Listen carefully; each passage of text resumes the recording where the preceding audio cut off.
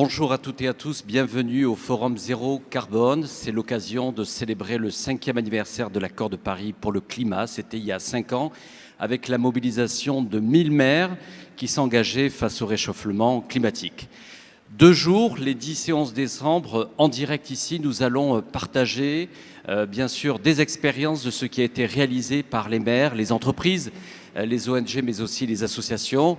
C'est l'occasion aussi, avec le retour dans quelques semaines des États-Unis dans l'accord de Paris pour le climat, de pouvoir se projeter sur les nouvelles ambitions des territoires, mais aussi des citoyens qui, plus que jamais, nous le verrons à 13h, dans le sondage IFOP, sont fortement mobilisés face à ce risque et cette urgence climatique. Comme on le voit finalement, la pandémie et le contexte difficile économique et social ne met pas en parenthèse l'action face au climat. Bien au contraire, cela réveille les consciences et peut-être, comme le disait Winston Churchill, il ne faut jamais gâcher une crise. C'est peut-être l'occasion de transformer plus que jamais une économie vers une économie décarbonée. Alors aujourd'hui, nous avons le plaisir de mobiliser tous les maires de France urbaine et je laisse la parole à Johanna Roland. Johanna Roland, bonjour, bienvenue ici au Forum Zéro Carbone. Vous avez mobilisé les maires et les présidents des métropoles de France urbaine.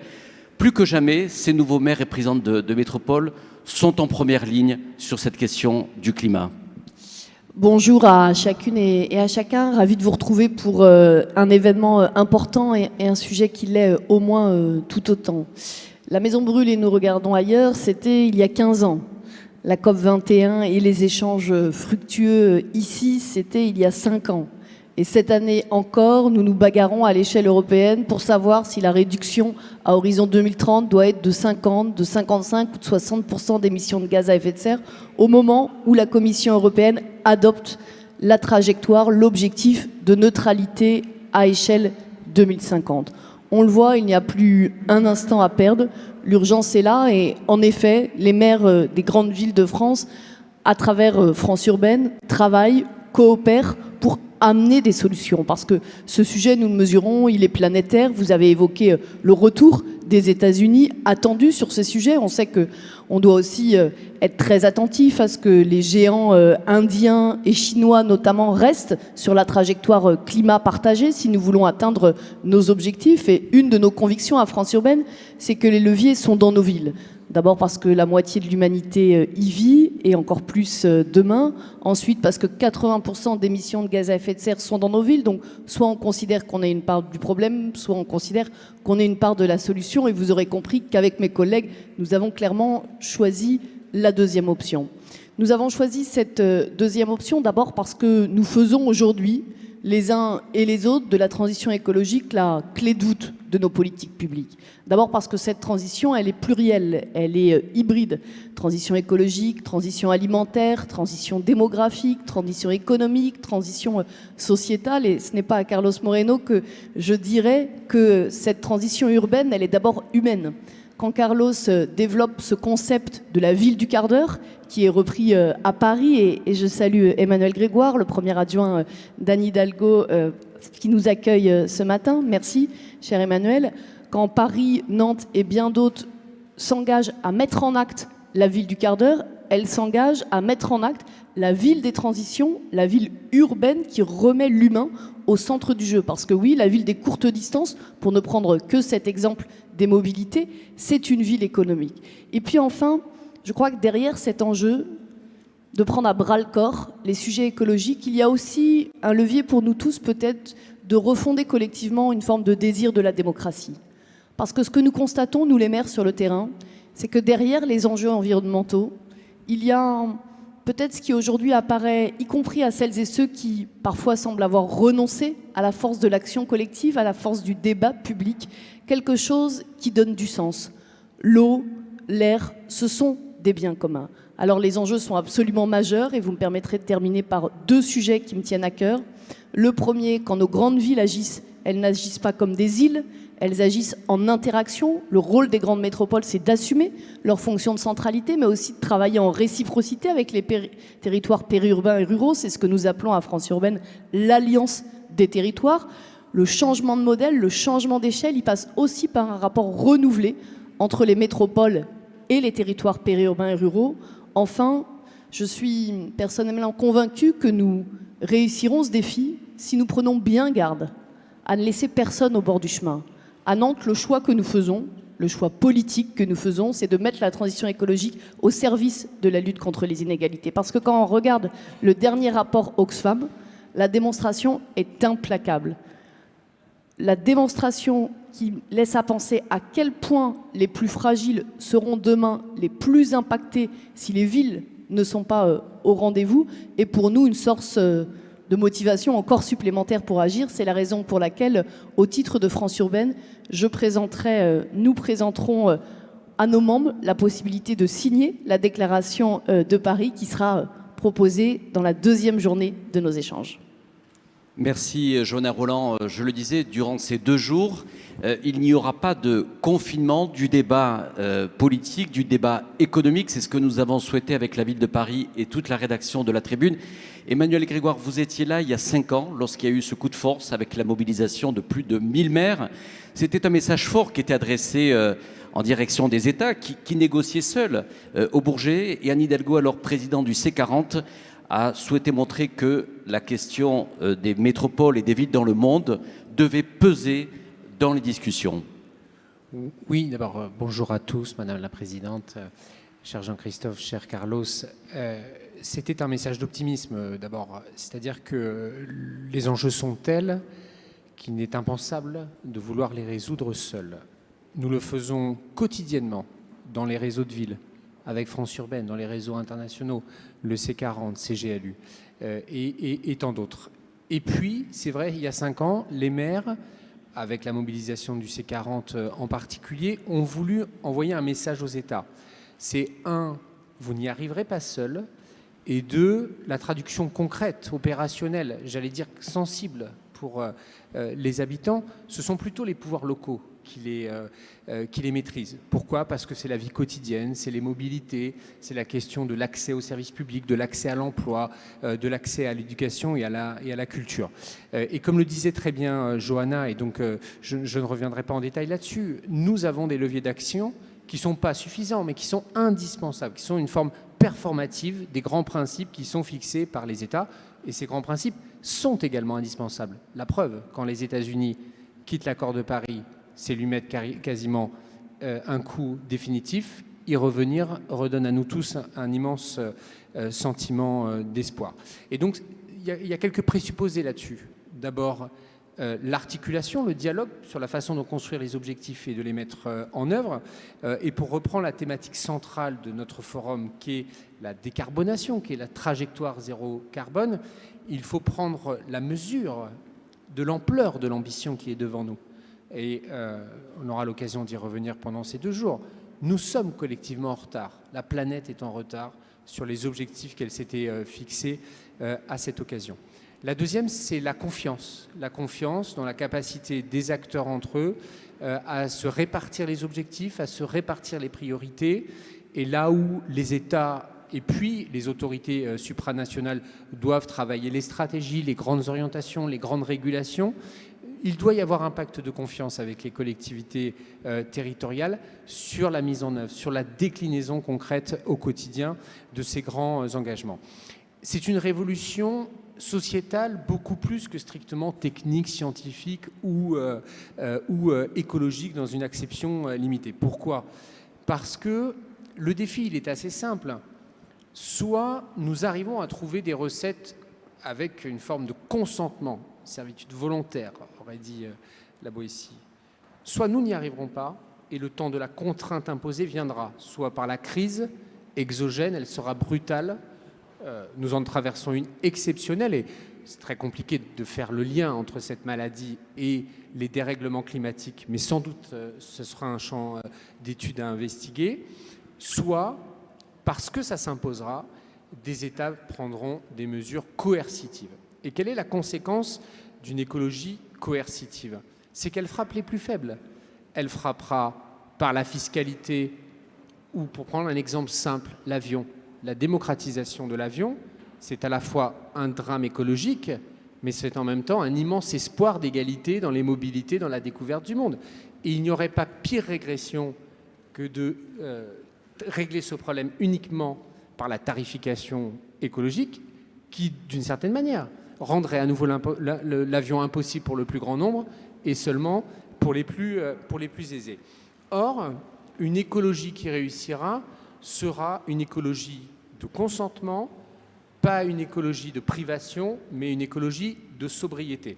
Et c'est là que toute la thématique de la philosophie des communs, ce que Johanna évoquait à l'instant et sur lesquels nous travaillons, est tout à fait fondamentale. Qu'est-ce qu'elle dit ?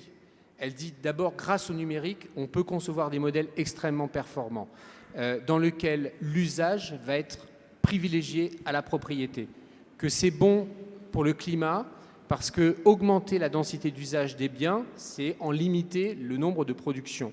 Deuxièmement, c'est bon pour le pouvoir d'achat parce que la tarification de l'usage est bien inférieure à la tarification de la propriété. Et enfin, et c'est je trouve le plus intéressant, c'est aussi une autre relation aux autres, en particulier dans les systèmes urbains denses, redécouvrir son voisin, redécouvrir les collaborations, les coopérations qu'on peut avoir, notamment dans la ville du quart d'heure. Eh bien, je pense que sur le plan philosophique, sociétal, c'est tout à fait enthousiasmant pour l'avenir. Merci Emmanuel Grégoire. Carlos Moreno, finalement, ce 5e anniversaire de l'accord de Paris pour le climat, je disais, c'est dans une période inédite dans le monde entier, avec ce contexte à la fois de pandémie, un moment difficile, bien sûr, pour les citoyens du monde, sur le plan économique, sur le plan social. Et pourtant, on voit bien que finalement, l'action face au réchauffement climatique, on ne peut pas le mettre en parenthèse. Et on voit bien quand on interroge les Français, ça sera aussi les enseignements du sondage IFOP qui sera révélé à 13h, c'est que les Français demandent à ce qu'on agisse encore plus vite. C'est-à-dire il n'y a pas à mettre le pied sur le frein en se disant on va régler d'abord la pandémie, c'est qu'il faut mener tout à la fois. Eh bien, merci Jean-Christophe Tortora pour cette invitation et pour l'immense travail pour faire ce forum. Et donc bonjour à Emmanuel, merci également de l'accueil et Johanna, je te salue également. C'est un plaisir de te voir aujourd'hui avec France Urbaine et les amis que je salue ici. Et il y a effectivement 5 ans après les accords de Paris, quelques mots qu'il faudra répéter sans boucle et dont les nouvelles générations se sont bien appropriées. Et il est loin derrière nous le souvenir de Kyoto, mais ça fait plus, maintenant presque 40 ans que les accords de Kyoto ont été signés. Et en 92, le prix Nobel Kustler a proposé le mot anthropocène pour dire que le siècle qui allait arriver, c'était le siècle de la destruction de l'environnement par l'activité humaine. Et peu à peu, nous sommes rentrés, René Dumont l'avait dit également déjà il y a 30 ans, l'écologie deviendra un élément incontournable. Mais au siècle des villes, qui est celui dans lequel nous vivons le 21e, l'écologie ne peut être entendue que comme un humanisme. Et je rejoins parfaitement ce que dit Emmanuel Grégoire et ce que dit Johanna Roland. L'écologie est un humanisme parce qu'il est au cœur de commun. Et dans le monde urbain, c'est le commun urbain, c'est l'air, c'est l'eau, c'est les datas, c'est l'espace public, mais c'est également la démocratie et c'est également la participation citoyenne.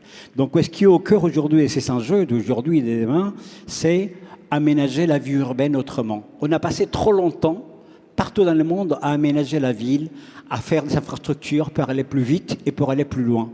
Et aujourd'hui, nous devons poser un autre paradigme, qui est la qualité de vie des urbains, pour qu'on puisse diminuer à la racine les émissions de CO2, préserver la biodiversité et avoir de nouveaux modèles d'usage et des nouveaux modèles économiques qui permettent aussi l'inclusion sociale.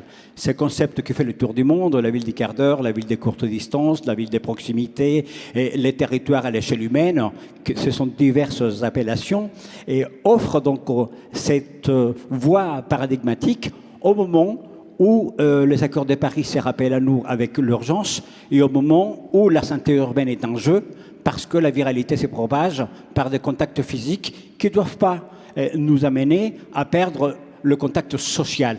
L'intensité sociale est indispensable au moment où on doit garder les distances physiques. C'est pour ça que cette idée de la proximité heureuse, des distances courtes pour retrouver des usages de l'habitat, du travail, de la santé, de l'éducation, des circuits courts et des loisirs, est toujours à l'ordre du jour pour qu'on puisse rehausser un combat écologique comme un combat avant tout humaniste. Merci Carlos Moreno, merci en tous les cas à la chaire ETI La Sorbonne, puisque vos élèves et les enseignants ont beaucoup contribué à la préparation de ce forum durant les 2 jours. C'est vrai que lorsqu'on parle de la place, bien sûr, des ONG, des entreprises, des collectivités locales, il faut bien sûr que la voix de la science et de la recherche soit plus que jamais entendue dans un contexte quelquefois où on peut remettre en cause la question du progrès. Peut-être un dernier mot, Joanna Roland, puisque on va dans quelques instants laisser la place et ouvrir ce forum zéro carbone. On a l'impression que justement ce sont dans les villes, dans les territoires où on voit concrètement les choses se faire. J'aime bien ce proverbe africain qui finalement représente bien l'esprit dans lequel travaillent les maires. Seul on va plus vite, ensemble on va plus loin. On va accueillir dans quelques instants 2 maires de 2 métropoles, Christian Estrosi, Jean-Louis Moudenc, et puis des dirigeants d'entreprise, Philippe Val, du groupe La Poste, Marianne Legnaud, d'Enedis, Olivier Vignol, ICAD et Arnaud Leroy de l'ADEME. On voit bien que seul, c'est vrai que quelquefois on peut aller plus vite, mais quand il s'agit de faire travailler plusieurs acteurs dans une ville, on a certainement des chances d'aller peut-être plus loin, d'être beaucoup plus ambitieux. Et c'est peut-être ensemble que véritablement on pourra faire face à ce réchauffement climatique.